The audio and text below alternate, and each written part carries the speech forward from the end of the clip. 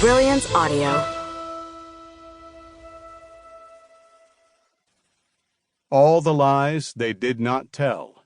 The True Story of Satanic Panic in an Italian Community. By Pablo Trincia. Translated by Elettra Poletto. Performed by Adam Barr.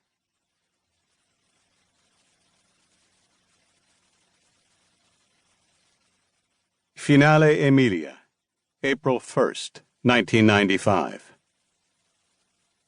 5 children found the skull on the riverbank. It was mid-afternoon on a Saturday, and 5 13-year-olds had gone looking for a place to fish. They found a nice thicket along the left bank of the Panaro River, at the point where it bends, just outside Finale Emilia, going toward Modena. 3 of them were named Andrea. The other 2 were named Davide and Matteo. Matteo picked up the smooth, white cranium that lay a few feet away from the water. At first, he took it for a big rock, half covered in mud. "Oh, shit!" he yelled, dropping it on the gravel. The boys were shocked and excited. They stuck a twig into the nasal cavity of their find and put it in a plastic bag from the co-op grocery store. They then crossed the tree-lined avenue that skirted the cemetery and rushed to bring the object to the town hall. Along the way, they ran into 2 officers on patrol. "We found a skull. It was by the river," they said, breathless. The officers were skeptical. Yeah, today's April Fool's. Stop kidding around." But once the officers had inspected the contents of the bag, they alerted their colleagues at the state police in Mirandola and asked the 5 children to take them to where they'd found the skull.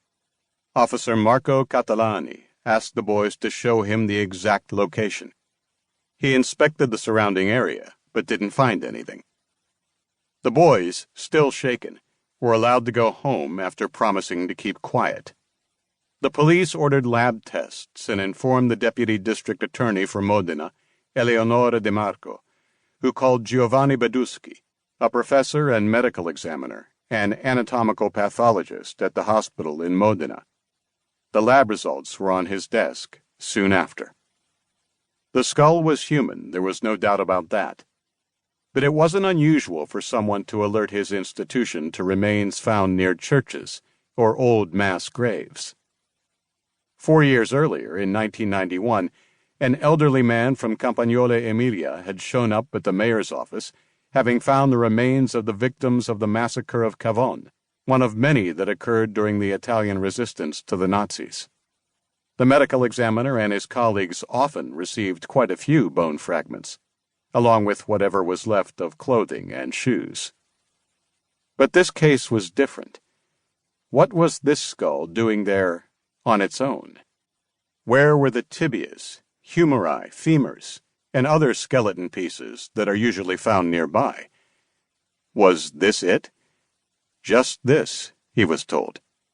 As if someone had cut off the head, thrown it in the river, and hidden the rest of the body elsewhere. Baduschi shrugged and moved on. He wrote in his report that it was a morphologically small cranium. The cranial vault had crumbled with the natural contours of the bone and showed no signs of trauma, nothing that could have been caused by a firearm. The lower jaw was missing. It had detached and fallen away during the decaying process. The front teeth had met with a similar fate, and 2 incisors and 2 canines were missing. Only the cusps of the remaining teeth, sharp and solid, along with a careful examination of the cheekbones, made it possible to estimate that the subject had been young, probably female, probably a child.